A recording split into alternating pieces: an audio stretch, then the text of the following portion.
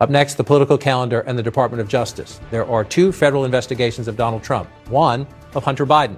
What happens to them as we approach 60 days to the election? There are two investigations of Donald Trump underway by the Justice Department, one of presidential son Hunter Biden.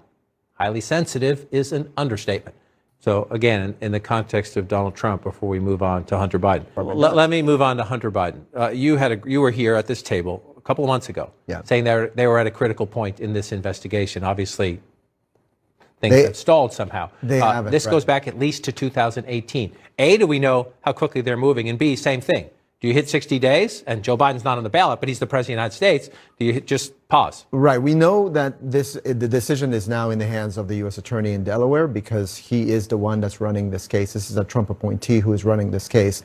One of the things that they've decided is, that Hunter Biden is not on the ballot and he's not, not at all related to the election. However, you can also see that people could interpret that in different ways. So the best we've been able to determine is that this is likely not to happen before the 60-day deadline. So probably now we're looking at after the election. So Andy and Jennifer, a quick thought each on how do you internally deal with that, Hunter Biden? I think what's good for the goose is good for the gander. I think Merrick Garland is a cautious guy. I don't think that either Trump case even comes close to being implicated or a big decision on them in the next 60 days. So it's not a real problem there.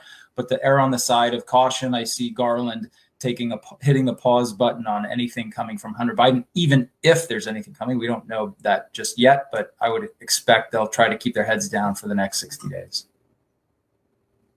Yeah, I agree. I mean, Hunter Biden has become such a lightning rod for Republicans to attack him that even though the charges that are being publicly talked about, a gun charge and tax charges, don't have anything to do with the famous laptop or anything that's really political, I still think that Garland would not charge Hunter Biden before the election, given the state that he's played in Republican talking points. We have been surprised in the past. We'll keep our eye on these things. But Evan, Jennifer, Andy, appreciate the important insights. Up next.